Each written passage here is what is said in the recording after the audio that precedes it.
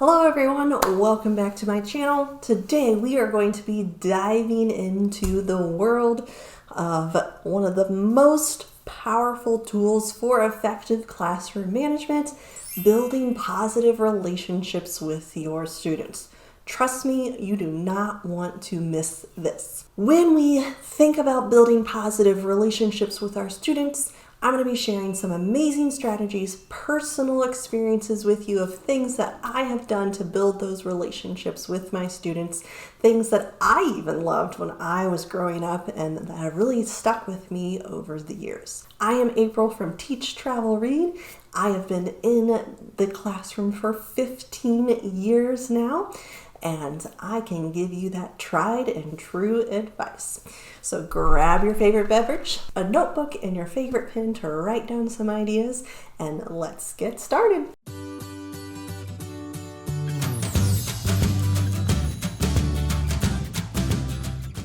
Picture this.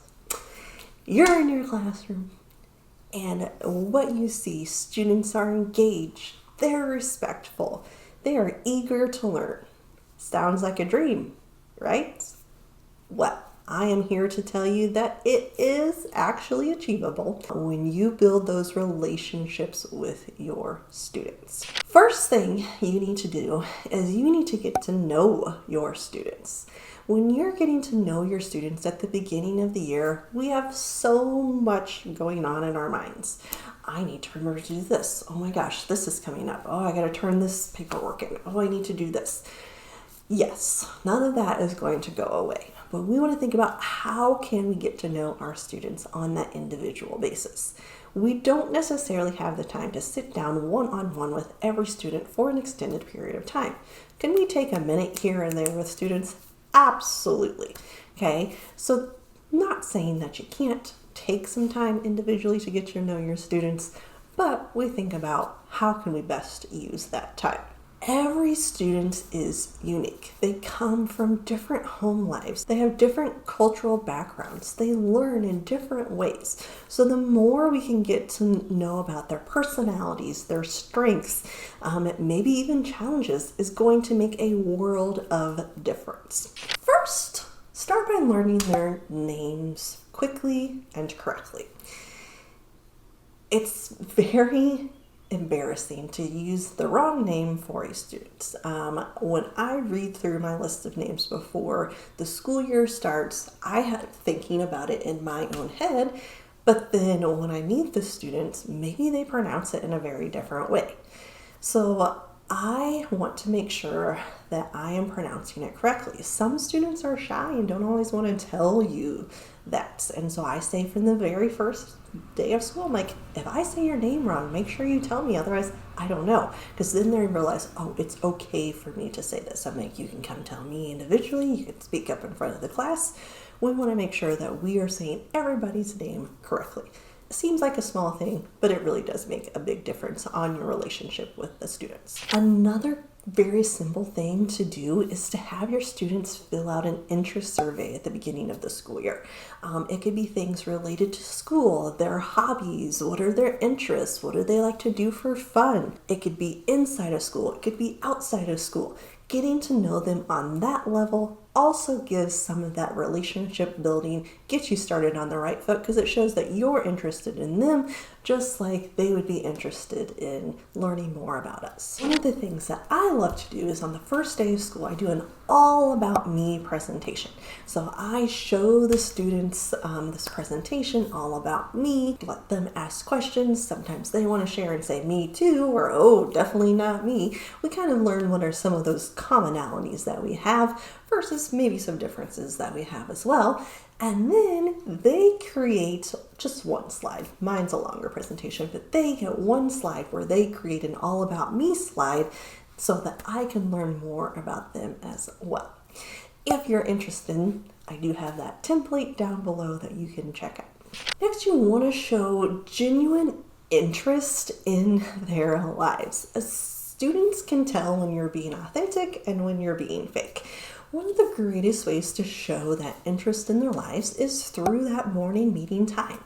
So when you're developing your morning meeting at the beginning of the year, some students may be a little more hesitant to share than others. I never force anybody to share anything.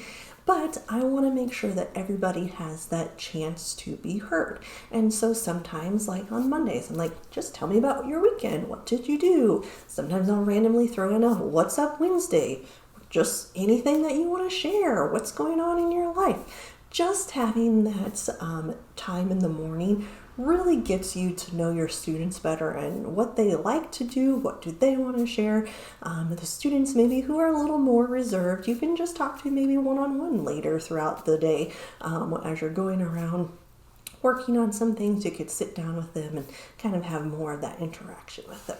Not only are you getting to learn more about them, but then you can even maybe embed some of those things within your lessons.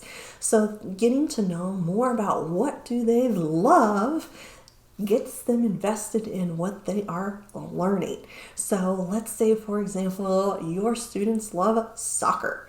Well, maybe you need to work on some nonfiction skills. Okay, let me find some passages online, or maybe you have magazines all about that. The students are going to be more invested because they're focused on the content that they love and are thriving in that environment. The more you can tailor that to them, the better. Now, obviously, we do have different things that we have to follow, so it can't always be that perfect science, but that does help build that relationship with them. Another thing that I have done before is sometimes I will go to extracurricular events for the students, whether it's something that's hosted by the school or something outside of the school.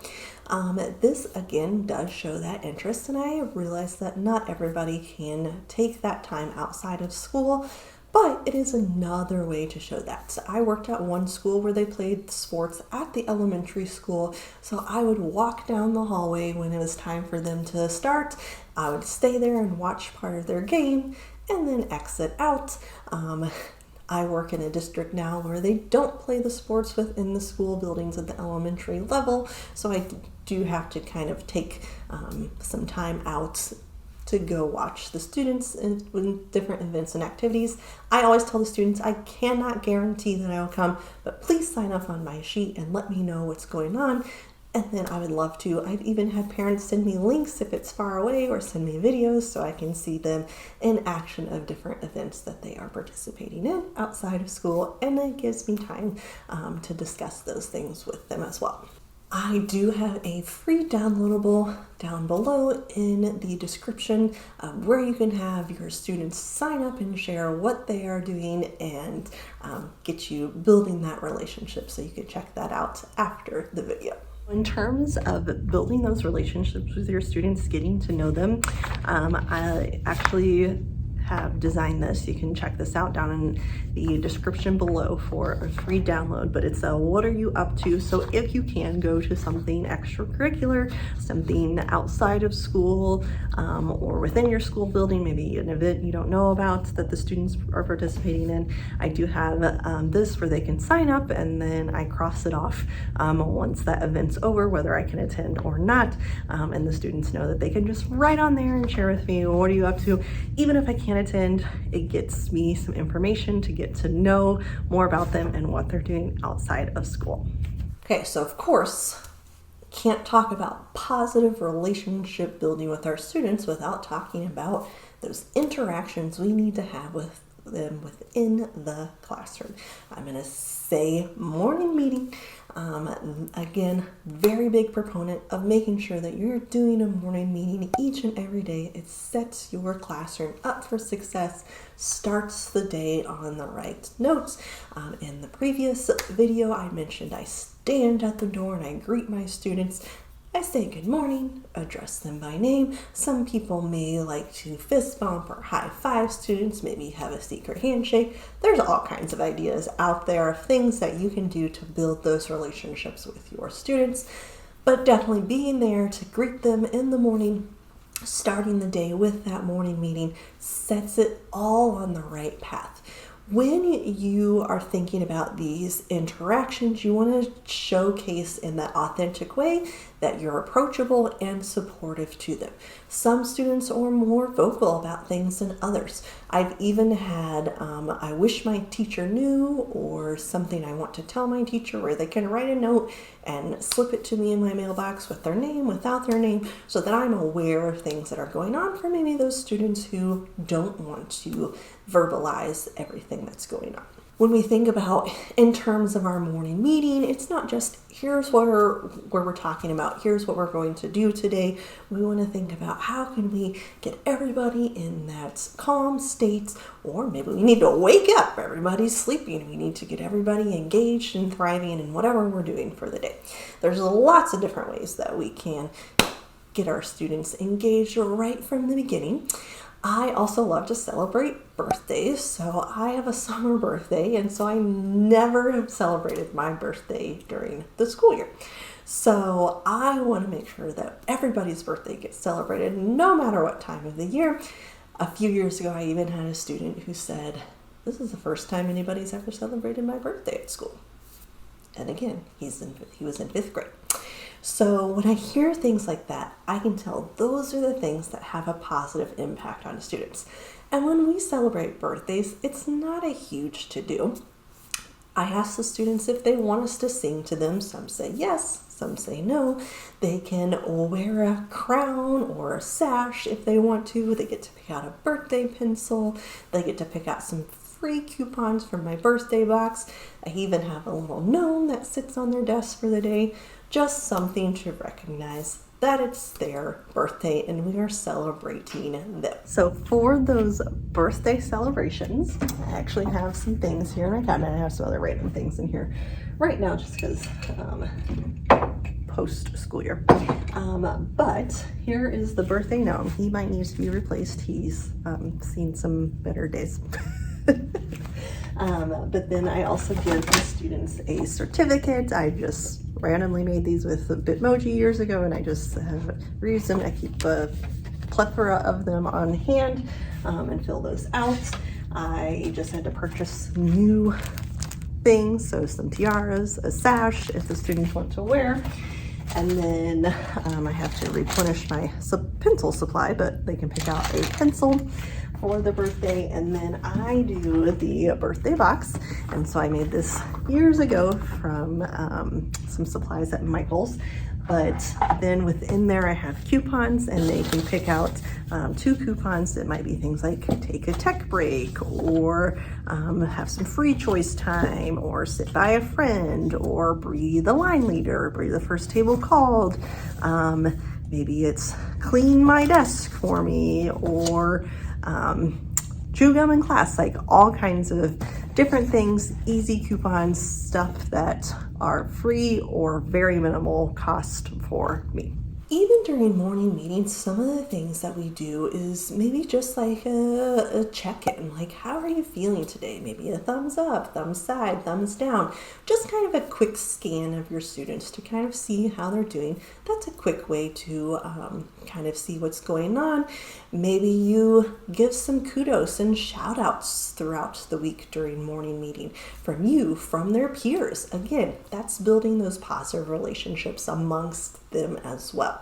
So thinking about how can we strengthen that connection between ourselves and our students to really build that positive classroom environment leads to stronger classroom management. The more you get to know each other, the more you show that respect for each other, the better your classroom management is going to be. A way to build those relationships, not only from you to your students, from student to student, is doing those student celebrations and shout outs. It could be verbal kudos, I do that, but then we also have something special we do here at the school I work at. On Tuesdays we do what I like about you. So we have this box and the students have these slips that they fill out and they write on there, they put them in the box, and then I randomly pull some out on Tuesdays.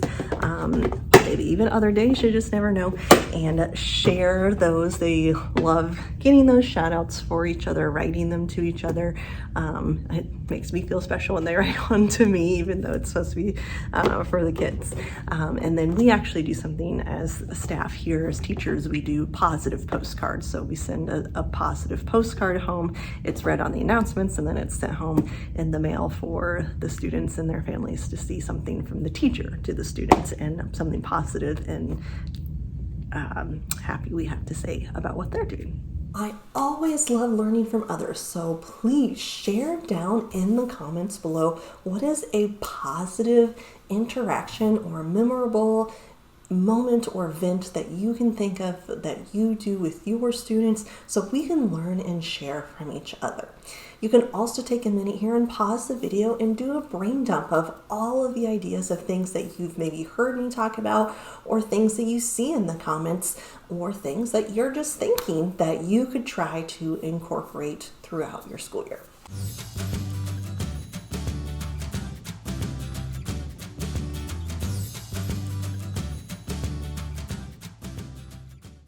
Lastly, using empathy and active listening can go a long way with building that relationship with your students. So when students feel like they're being heard and understood, they're more likely to open up and trust you. So for example, in our safe spot in our classroom, some people call it the calm down corner, lots of different terminology that can be used, but sometimes just like a place to reset. I had a student who never had seen them go there and went there and was in full-on tears. And I gave them some time. They followed the rules of you have 5 minutes to kind of reset, go back. They started working, doing their things, and then it unleashed again a little bit later. So then I said, okay, well, clearly there's something going on here. So I walked over, I talked to the student, and I said, hey, you're not typically here. What's going on? What can I do? How can I help? And they just could not put it into words for me. And I said, do you want to write it down? Yep. And so they grabbed a clipboard, paper, pencil, wrote it out, slipped the note on my desk. I was able to read through. I was able to help them work through on problem solving. So thinking about how can you help your students really feel seen and heard?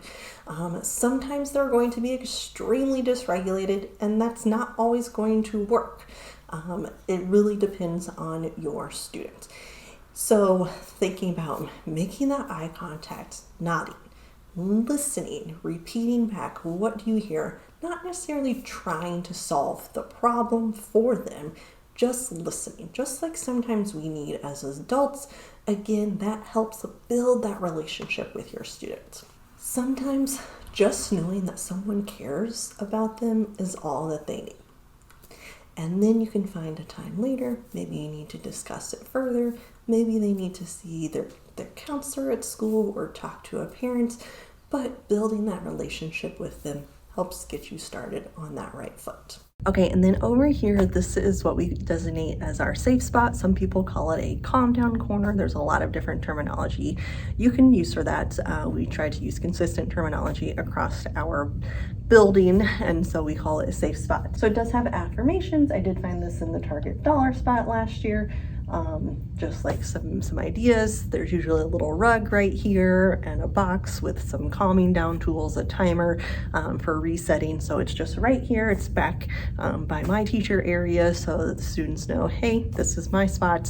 Don't bother me for a few minutes. And then if they can't get themselves regulated, then that's when I'll usually step in and talk to them or have another adult, call for another adult to come help. But that is something that we do have, and again, that helps with that classroom community and building those relationships with your students, knowing that this is a safe place and they can have their feelings and then get back and ready to learn. Well, there you have it. Building those relationships with your students is all about that foundation for successful classroom management. You want to make sure you're getting to know your students, that you're showing genuine interest, creating those positive interactions, and practicing that empathy and active listening. Just these small steps can make a huge difference in your classroom management and create that positive learning environment for everyone. If you found these tips helpful, make sure you give it a thumbs up and subscribe. Don't forget to click that bell so that you will be notified of future videos. I will be sharing more classroom management tips. If you didn't see the first 2 videos in this series, you definitely want to go back and check those out. And stay tuned for more tips and teaching strategies. Thank you so much for watching.